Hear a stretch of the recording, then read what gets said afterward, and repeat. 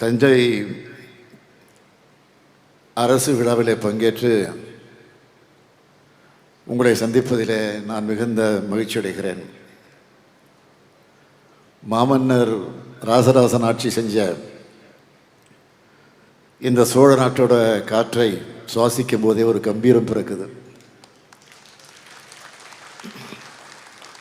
மாடு கட்டி போரடிச்சா மாலாதுன்னு யானை கட்டி போரடிச்ச நெற்களஞ்சியமான தஞ்சை மண்ணுக்கு வந்திருக்கிறான். இங்கே வர்றதுக்கு 3 நாட்களுக்கு முன்னால் மேட்டூர் அணையை குறித்த தேதியில் திறந்து வச்சுட்டு நேற்று மாமன்னன் கரிகாலன் கட்டிய கல்லணையிலையும் திறந்து இருக்கிறான். இப்படி மேட்டூர் அணையும் கல்லணையும் குறித்த நேரத்தில் நேரில் வந்து திறந்து வைக்கிற முதலமைச்சர் நான் தான் முதல் முதலமைச்சராக பெருமைப்படுகிறேன். இதை இங்கே இருக்கக்கூடிய உழவர்கள் எல்லாம் அந்த பெருமக்கள் எல்லாம் மகிழ்ச்சியோடு சொன்னாங்க. இப்போ அவங்க மகிழ்ச்சியை இன்னும் அதிகரிக்க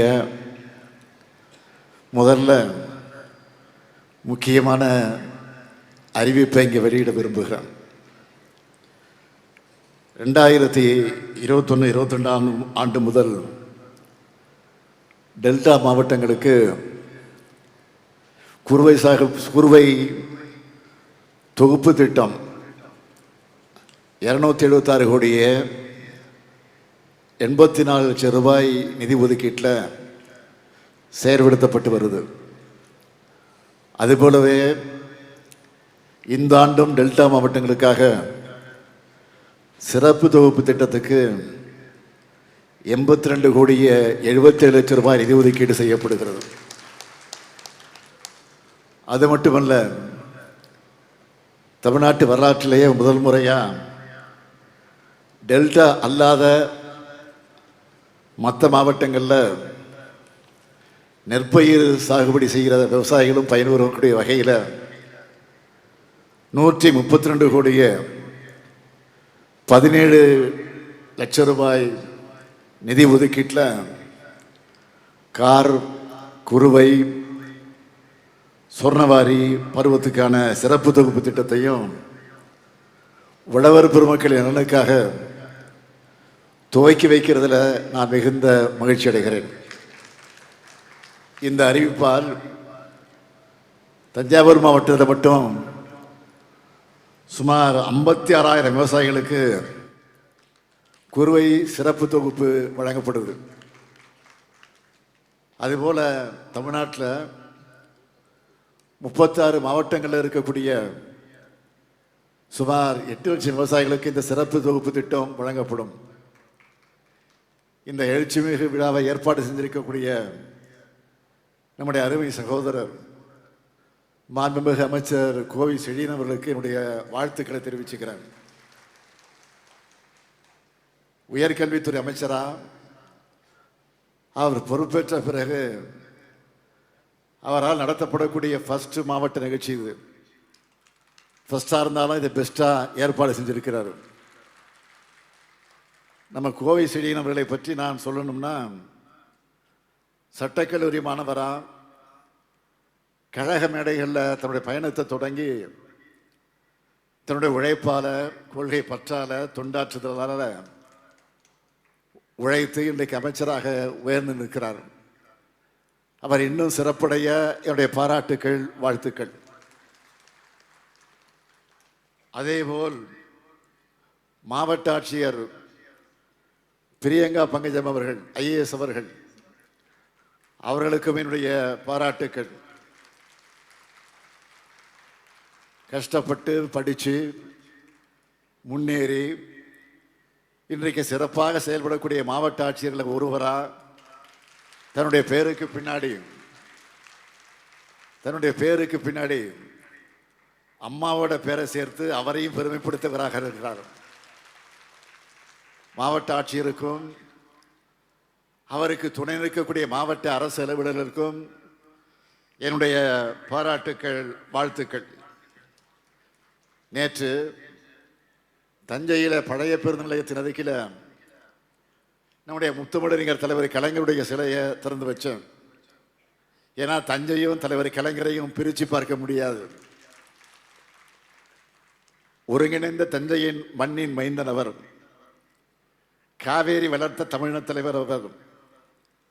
மாமன்னர் ராசராசனுக்கு சிலை அமைத்தவர் அவர். பெரிய கோயிலின் 1000 ஆண்டு விழாவை நடத்தியவர் அவர்.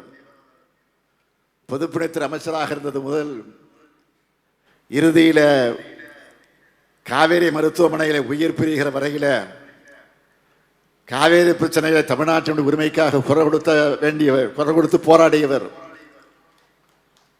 பிரதமர் VP சிங் அவர்கள் மூலம் காவேரி நடுவர் மன்றம் அமைத்தவர்.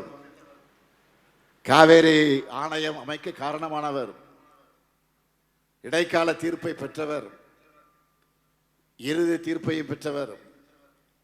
பெருமையோடு சொல்றேன், காவேரியின் தமிழ்நாட்டிய உரிமையை நிலைநாட்டியது தலைவர் கலைஞர் அவர்களுடைய திராவிட முன்னேற்ற கழகம்தான். அந்த வரிசையில் தான் தலைவர் கலைஞருடைய தலைமை தொண்டனாக நானும் டெல்டாக்காரர் என்ற உணர்வோடு இன்றைக்கு இங்கே வந்திருக்கிறேன். இந்த நிகழ்ச்சியில் 325 கோடிய 96 லட்சம் ரூபாய் மதிப்பிலான 2461 முடிவுற்ற பணிகளை திறந்து வச்சு 309 கோடிய 48 லட்சம் ரூபாய் மதிப்பிலான 4127 புதிய பணிகளுக்கு அடிக்கல் நாட்டியிருக்கிறேன். அது மட்டுமல்ல, 2,25,383 பேருக்கு 558 கோடிய 43 லட்சம் ரூபாய் மதிப்பிலான நலத்திட்ட உதவிகளை இந்த விழாவில் வழங்க இருக்கிறேன். கிட்டத்தட்ட 1000 கோடி ரூபாய்க்கு மேலான திட்டங்கள், உதவிகள் இந்த விழாவின் மூலமாக நடைபெறவிருக்கிறது. இந்த நேரத்தில் காவேரியில் செழிக்கும் தஞ்சை மாவட்டத்திற்கு நம்முடைய திராவிட மாடல் ஆட்சியில் செய்யப்பட்டிருக்கக்கூடிய திட்டங்களில் சில முக்கியமானவற்றை மட்டும் நான் சுருக்கமாக சொல்ல விரும்புகிறேன். ஒரத்தநாடு வட்டம் பஞ்சநதி கோட்டை கிராமத்தில் நாள் ஒன்றுக்கு 5000 மூட்டை நெல் கொள்முதல் செய்கிற அதி திறன் கொண்ட மெகா நேரடி கொள்முதல் நிலையத்தை அறிவித்தோம். இப்போ அது செயல்பாட்டில் இருக்கு.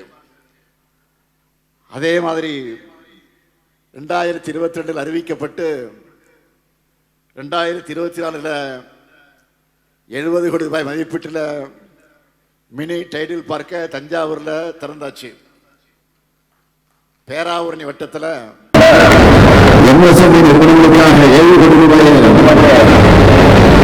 7 கோடியே 24 லட்சம் ரூபாய் மதிப்பீட்டில் பொது வசதியாக்கம் இணைக்கப்படும் இருக்கும். முன்னாடி சாலை பணிகள் 99 விழுக்காடு முடிந்திருக்கு. கும்பகோணம் சீர்காழி சாலை பணிகளும் 98 விழுக்காடு முடிந்திருக்கு. இதோட தொடர்ச்சியா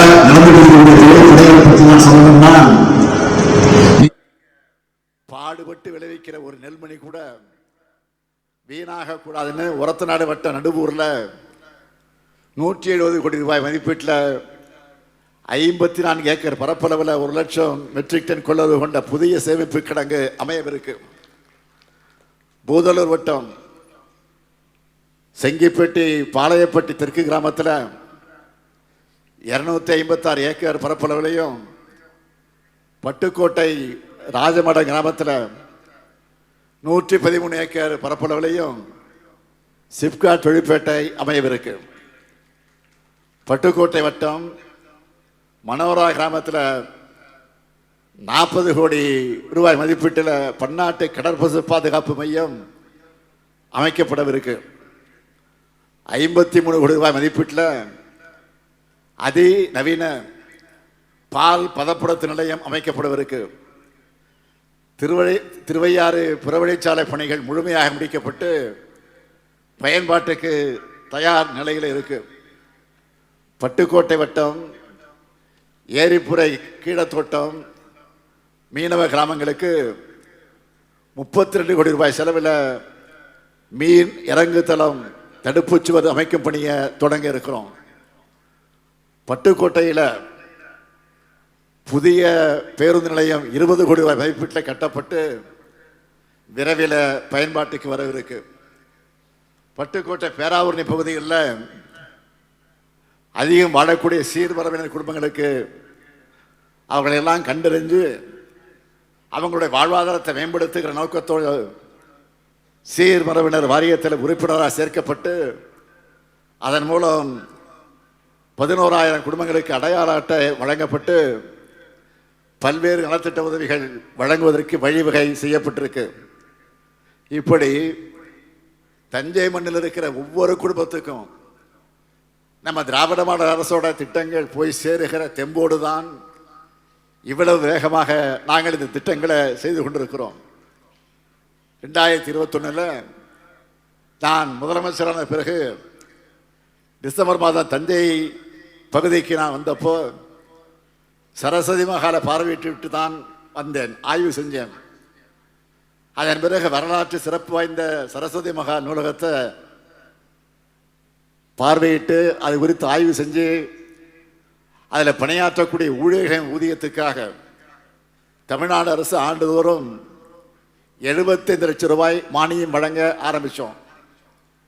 இந்த நிலையிலே தான் நம்முடைய மாண்புமிகு பள்ளிக்கல்வித்துறை அமைச்சர் தம்பி அன்பில் மகேஷ் பொய்யாம அவர்களிடம் சரஸ்வதி மகளுக்கு தேவைகள் என்ன அதை போய் பார்க்க சொல்லி இருந்தேன். அவரும் பார்த்துவிட்டு சில பரிந்துரைகளை என்னிடத்தில் வந்து கொடுத்தார். நேற்று மாவட்ட ஆட்சியரிடத்திலும் என்னென்ன தேவைகள் என்று இருக்குன்னு கேட்டேன். அவரும் சில கருத்துக்களை எடுத்து சொன்னார். அதோட அடிப்படையில் ஒரு அறிவிப்பு வெளியிட விரும்புகிறேன். இனி வரும் காலங்களில் ஏற்கனவே வழங்கப்பட்டு வரும் மானியத்தோடு சேர்த்து ஊழியர்களின் ஓய்வூதியம் மற்றும் நூலக கட்டட பராமரிப்பு செலவுகளை மேற்கொள்ள கூடுதல் மானியத்தை நம்முடைய தமிழ்நாடு அரசு வழங்கும். இந்த நூலகத்தில் பராமரிக்கப்பட்டு வரக்கூடிய அரிய ஓலைச்சுவடிகளை பாதுகாக்க தேவையான பணியாளர்களை வெளிமுக வாயிலாக நியமிக்கவும் அந்த ஓலைச்சுவடிகள் குறித்து இன்றைய தலைமுறையினர் தெரிஞ்சிக்கிற வகையில் தமிழ்நாடு திறன் மேம்பாட்டு கழகம் அதன் வாயிலாக கட்டணமில்லா பயிற்சிகள் வழங்கவும் நடவடிக்கை எடுக்கப்படும். மேலும் இந்த நூலகத்தோட பழுதடைந்த கட்டடங்களை பழமை மாறாமல் பாதுகாக்கிற வகையில் பொதுப்பணித்துறையின் மரபு சார்பு கட்டட அந்த பிரிவின் வாயிலாக 12 கோடி ரூபாய் 50 லட்சம் ரூபாய் செலவில் அது சீரமைக்கப்படும். இந்த கூடுதல் மானியம் மற்றும் சீரமைப்பு பணிகள் சரஸ்வதி மகா நூலகத்தில் இருக்க அரிய சமைப்புகளான கையெழுத்து பிரதிநிதிகள், ஓலைச்சுவடிகள் மற்றும் நூல்கள் பாதுகாக்கப்படுவதை உறுதி செய்யும். இந்த அறிவிப்போடு இன்னும் 3 அறிவிப்புகளையும் நான் வெளியிட விரும்புகிறேன். முதல் அறிவிப்பு, தென்பெரம்பூர் அருகில் வெண்ணாறு மற்றும் வெட்டாறு பிரியக்கூடிய இடத்துல 42 கோடி ரூபாய் செலவில் புதிய பாலம் அமைக்கப்படும். இரண்டாவது அறிவிப்பு, ஈச்சங்கோட்டை முதல் வெட்டிக்காடு வர கல்லணை கால்வாய் சாலை 40 கோடி ரூபாய் செலவில் அகலப்படுத்தி மேம்படுத்தப்படும். பூதலூர் வட்டத்தில் இருக்கக்கூடிய உயர்கொண்டான் நீட்டிப்பு வாய்க்கால் மற்றும் மதகுகளை 15 கோடி ரூபாய் செலவில் புனரமைப்பு பணிகள் மேற்கொள்ளப்படும். நம்ம திராவிட மாடல் அரசில் தமிழ்நாட்டில் இருக்கக்கூடிய ஒவ்வொரு குடும்பத்துக்கும் பலனளிக்கக்கூடிய வகையில் ஏராளமான முத்திரை திட்டங்களை நாம் செயல்படுத்திக்கிட்டு இருக்கிறோம். இதை பொத்தாம்பதுவா நான் சொல்லலை. தஞ்சை மாவட்டத்தில் மட்டும் நம்முடைய முத்திரை பதிக்கக்கூடிய திட்டங்களாக எத்தனை பேர் பயனடைந்திருக்கிறாங்க என்பதை புள்ளி விவரத்தோடு நான் சொல்லணும்னா, கலைஞர் மகளிர் உரிமை திட்டத்தில் 4,17,000 மகளிர் மாதந்தோறும் 1000 ரூபாய் பெற்றுக் கொண்டிருக்கிறார்கள். அதேபோல் புதுமை பெண் திட்டத்தில் 34,000 மாணவிகளுக்கு மாதந்தோறும் 1000 ரூபாய் வழங்குகிறோம். தமிழ் புதல் திட்டத்தில் 13,000 மாணவர்களுக்கு மாதந்தோறும் 1000 ரூபாய் வழங்குகிறோம். முதலமைச்சரின் காலை உணவு திட்டத்தில் 62,000 மாணவ செல்வங்களை காலையில் பள்ளிகளில் சூடாகவும் சுவையாகவும் சாப்பிட வச்சு மனநிறைவு அடைந்து கொண்டிருக்கிறோம். உழவர் பெருமக்களுக்காக செயல்படுத்தப்படக்கூடிய கலைஞரின் அனைத்து கிராம வேளாண் வளர்ச்சி திட்டத்தில் 2,56,000 விவசாயிகள் பயனடைகிறாங்க. பயிர் காப்பு திட்டத்தில் 2,50,000 விவசாயிகள் பயனடைகிறாங்க. 7,000 விவசாயிகளின் இலவச மின் இணைப்பு கொடுத்திருக்கிறோம். முதல்வரின் முகவரி திட்டத்தால் 71,000 மனுக்களுக்கு தீர்வு கண்டிருக்கிறோம். தஞ்சாவூர் மாவட்டத்தில் மட்டும் 40,470 பட்டாக்கள் வழங்கப்பட்டிருக்கு. தமிழ்நாடு முழுசா இதுவரை மொத்தம் 14,40,000 பட்டாக்கள் வழங்கப்பட்டிருக்கு. இப்படி ஒவ்வொருத்தருடைய தேவைகளை கேட்டு கேட்டு அறிந்து அவங்களுக்கான திட்டங்களை நிறைவேற்றிட்டு இங்கே வந்திருக்கிறோம். இந்த சாதனைகளை உங்களுடைய முகங்களில் காணக்கூடிய மகிழ்ச்சி மூலமாக நான் பார்க்கிறேன். மக்களான நீங்க எவ்வளவு மகிழ்ச்சியாக இருக்கு என்பது எனக்கு நீங்கள் கொடுக்கக்கூடிய வரவேற்பை இன்றைக்கு வெளிப்படுத்தி கொண்டிருக்கிறது. இதையெல்லாம் பார்த்து பொறுத்துக்க முடியாமல் தான் எதிர்க்கட்சி தலைவர் திரு பழனிசாமி அவர்கள் புலம்பிக் கொண்டிருக்கிறார். தன்னுடைய உட்கட்சி பிரச்சனையும் கூட்டணி பிரச்சனையும் மறைப்பதற்காக இன்றைக்கு அவர் அரசியல் அறிக்கை பண்ணிட்டு இருக்கிறார். அந்த அறிக்கையாவது ஒழுங்கா செய்திகளை படித்து உண்மையான நிலவரம் தெரிஞ்சு வெளியிடுகிறாருன்னா அதுவும் கிடையாது. ஆட்சிக்கு வர்றதுக்கு முன்னாடி உங்கள் தொகுதியில் ஸ்டாலின்னு நான் உங்களை எல்லாம் சந்திச்சப்போ பெட்டிகளை வாங்கின மனுக்கள் என்ன ஆச்சு அப்படின்னு கேட்டிருக்கிறார். அரசு சார்பில் பத்திரிகை செய்தி பிரஸ் ரிலீஸ் கொடுக்குறோம். அது உடனே டிவி நியூஸில் வருது, சோசியல் மீடியாவில் வருது, மறுநாள் எல்லா நியூஸ் பேப்பர்லையும் வருது.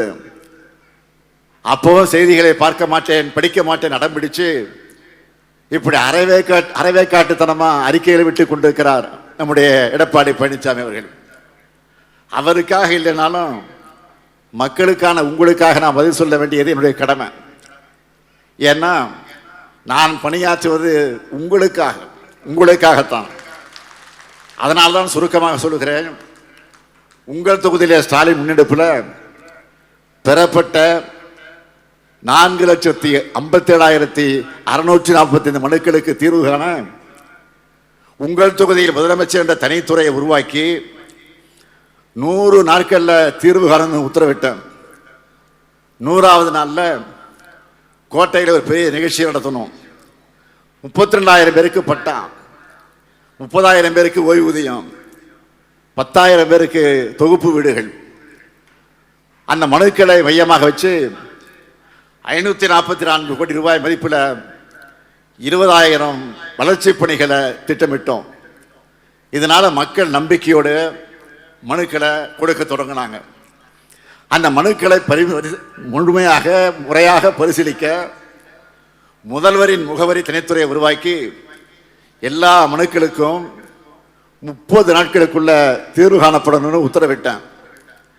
அடுத்து மக்களுடன் முதல்வர் திட்டத்தின் கீழ் அவங்க பகுதிகளிலேயே சிறப்பு முகாம்களை நடத்தணும். 2024 அந்த ஆண்டில் சென்னையில் இருக்கக்கூடிய கோட்டுப்புறத்தில் முதலமைச்சரின் உதவி மையம் தொடங்கணும். இதில் 200 பேர் வேலை பார்த்துக்கிட்டு இருக்கிறாங்க. ஒவ்வொரு மனு மீது நடவடிக்கப்பட்ட நடவடிக்கை என்ன என்பதை அவங்க கண்காணிக்கிறாங்க. இது எல்லாத்தையும் செய்திகள் மூலமாக ஆவணப்படுத்தி மக்களுக்கான உங்களிடத்தில் சேர்த்து வெளிப்படைத்தன்மையாக செயல்படுகிறோம். ஆனால் இதெல்லாம் எதிர்க்கட்சி தலைவராக இருக்கக்கூடிய அவருக்கு தெரியல. இதுல அந்த பெட்டிகளுடைய சாவி தொலைந்துருச்சா அப்படின்னு கேட்கிறாரு. சரி, அவர் நினைப்பு பூராமே பெட்டியில் தான் இருக்கு. நியூஸ் பேப்பரே படிக்காத எதிர்க்கட்சி தலைவர்களுக்கு நான் ஒன்று சொல்றேன். கடந்த 13ஆம் தேதி தினமலர் பத்திரிக்கை, அதில் ஒரு நியூஸை எடுத்துக்காட்டா நான் சொல்றேன். அதோட தலைப்பு என்ன தெரியுமா? தினமலர் என்பது எந்த பத்திரிகை உங்களுக்கு தெரியும்? அந்த பத்திரிகையில் வந்த செய்தி. அதில் தலைப்பு என்ன தெரியுமா? முதல்வரிடம் மனு அளித்த 30வது நிமிஷத்தில் ஆக்ஷன். இதுதான் தலைப்பு. அந்த செய்தியை சுருக்கம் நான் சொல்றேன். கடந்த 11ஆம் தேதி மேட்டூர் அணையை திறந்து வைக்க நான் சேலம் போயிருந்தப்போ யாழ் மொழி என்ற 9ஆம் வகுப்பு மாணவி, அதேபோல் அனிருத்தன் என்ற 6ஆம் வகுப்பு மாணவன் என்னை சந்தித்து தங்களுடைய பள்ளிக்கு, தாங்கள் படித்துக் கொண்டிருக்கக்கூடிய இந்த பள்ளிக்கு சுற்றுச்சுவர் கழிப்பறை கேட்டு மனு கொடுத்தாங்க. அதுக்கு பிறகு நடந்ததை பற்றி தினமலர் என்ன எழுதியிருக்காங்கன்னா, இரவு 8 மணிக்கு அந்த மாணவர்களை பார்த்ததும் வாகனத்தை நிறுத்திய முதல்வர் அவர்கள் அவர்களிடமிருந்து அந்த மனுக்களை பெற்றுக்கொண்டு நடவடிக்கை எடுப்பதாக உறுதி அளித்து அவரது கன்னத்தை தட்டி வாழ்த்து தெரிவித்து சென்றார். இரவு 8:30 மணி முதல் 11:30 மணி வரை மாவட்ட முதன்மை கல்வி அலுவலகம், சேலம் பொதுப்பணித்துறை, பிடிஓ அலுவலகம் ஆகியவற்றிலிருந்து தலைமை ஆசிரியரிடம் பல்வேறு விவரங்களை, ஆவணங்களை பெற்றனர். மறுநாள் காலை 7 மணிக்கு நங்கவழி ஒன்றிய பொறியாளர் வள்ளி தலைமையிலான குழுவினர் அந்த பள்ளிகளை ஆய்வு செஞ்சு சுற்றுச்சுவர் கழிப்பறை கட்டுவதற்கான மதிப்பீடை தயாரித்தனர்.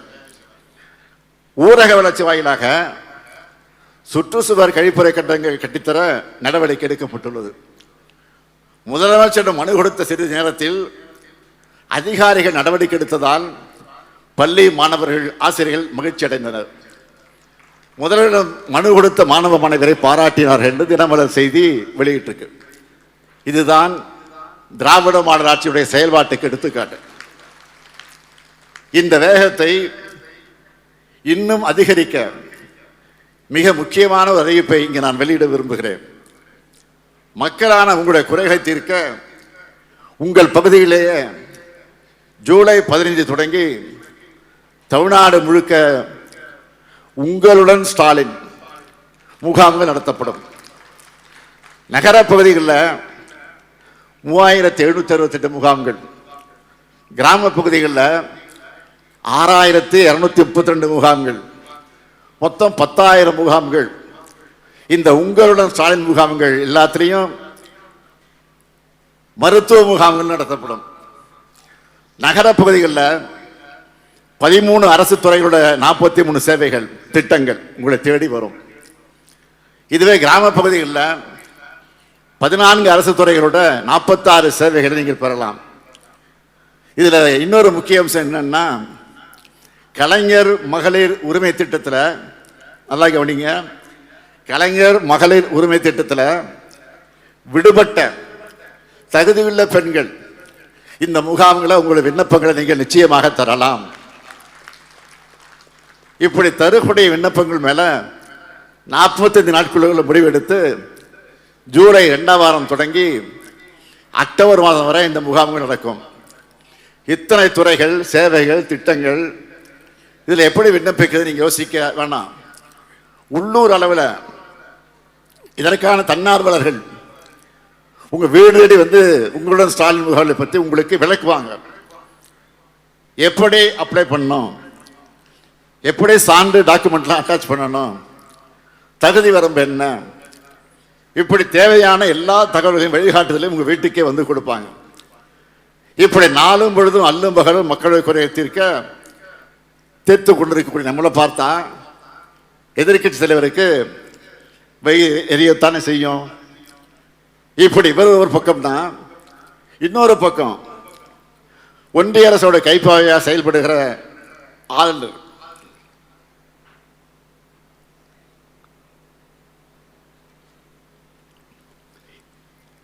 ஆளுநர் ஒரு பக்கத்தில் இதுவரை அவர் பண்ணதெல்லாம் உங்களுக்கு தெரியும். இப்போ லேட்டஸ்டாக ஒன்று சொல்கிறேன். இந்த தஞ்சை மாவட்டத்தில் ஒரு புதிய பல்கலைக்கழகம் அமைக்க அறிவிப்பு செஞ்சேன். அதன் பிறகு நானே தயங்கினாலும் அந்த பல்கலைக்கழகத்துக்கு கலைஞர் பெயர் தான் வைக்கப்படணும் அப்படின்னு சட்டமன்றத்தில் இதை திமுக கட்சி உறுப்பினர் மட்டும் இல்லை, எல்லா கட்சியும் கட்சி வேறுபாடு இல்லாமல் எல்லோரும் இடத்துல வற்புறுத்தினாங்க. அதற்கு பிறகுதான் பல்கலைக்கழகம் அமைக்கிறதுக்கான சட்ட வரைவை எல்லோருடைய ஒப்புதலோடு ஒருமனதாக சட்டமன்றத்தில் நிறைவேற்றி கவர்னருக்கு அனுப்பிச்சு வச்சோம். ஆனால் தஞ்சை மாவட்ட மாணவர்கள் உயர்கல்விக்கான அந்த சட்டத்துக்கு ஆளுநர் அவர்கள் இந்த தேதி வரையில் ஒப்புதல் தரல. நாம் அனுப்பிச்ச உடனே அவர் ஒப்புதல் தந்திருந்தா இன்னைக்கு இந்த நிகழ்ச்சியில் அழைக்க நாட்டி இருக்கலாம். எப்போ அனுப்பிச்சது, எப்போ சட்டமன்றத்தை நிறைவேற்றினது? கடந்த மே 2 அன்று அனுப்பிச்சு வச்சோம். 40 நாளுக்கு மேல ஆச்சு, இன்னும் அனுமதி தரல. உச்சநீதிமன்ற தீர்ப்புக்கு பிறகாவது அவர் மாறி இருப்பார் நினைச்சோம், அவர் இன்னும் மாறல. கலைஞர் பல்கலைக்கழக மசோதா தொடர்பா பல முறை நாம நினைவூட்டணும். நம்முடைய மாண்புமிகு உயர்கல்வித்துறை அமைச்சரையும் ஆளுநரை போய் பாருங்க அப்படின்னு நான் சொல்லி, ஆனால் உயர்கல்வித்துறை அமைச்சரை சந்திக்க நேரம் தர இன்னும் இழுத்தடித்து இருக்கிறார். இன்னும் நேரம் கொடுக்கல. தெரியும் நேரம் கொடுத்தா இதை கேட்பாங்கன்னு, அதுக்கு பயந்துட்டே சந்திக்க மறுக்கிறார். ஆக ஒட்டுமொத்த தமிழ்நாட்டு மக்களும் கேட்கிற ஒரே கேள்வி என்னன்னு கேட்டீங்கன்னா, ஒரு ஆளுநருக்கு இதை விட வேற என்ன முக்கியமான வேலை இருக்க முடியும்? இப்படி ஆளுநர் ஒரு பக்கம் என்றால், ஒன்றிய அரசு இன்னொரு பக்கம் நிதி ஒதுக்காம உபத்திரம் பண்றாங்க. அதையெல்லாம் சமாளிச்சு நாம எவ்வளவோ திட்டங்களை பல சாதனைகளை பண்ணிக்கிட்டு தான் இருக்கிறோம். என்னுடைய 50 ஆண்டுகால அரசியல் வாழ்க்கையில் நான் பார்க்காத தடையோ எதிர்கொள்ளாத நெருக்கடியோ இல்லை. மிசாவையே பார்த்தவன் இந்த ஸ்டாலின். அரசியல்ல நெருக்கடிகளையும் எல்லா எதிரிகளையும் அவர்களோட சதித்திட்டங்களையும் எதிர்த்து போராடியவன். அதையெல்லாம் முறியடிச்சு தான் இன்றைக்கு உங்களுடைய அன்போடு உங்களுடைய ஆதரவோடு நான் இன்றைக்கு முதலமைச்சராக வந்து உட்கார்ந்துருக்கிறேன். எல்லா வகையான எதிர்ப்புகளை தாண்டித்தான் இன்றைக்கு உங்களுக்கு முன்னாலே நின்று கொண்டிருக்கிறேன். எதிர்கட்சிகள் அவதூறாக இருந்தாலும், அவர் சொல்லக்கூடிய அவதூறாக இருந்தாலும், ஒன்றிய அரசினுடைய ஓரவந்தனையாக இருந்தாலும், ஆளுநருடைய அடாவடியாக இருந்தாலும், அனைத்தையும் தாண்டி நினைச்சதை செஞ்சு முடிக்கிற துணிவும் கொள்கை உறுதியும் மக்களான உங்களுடைய ஆதரவு எனக்கு இருக்கிறது.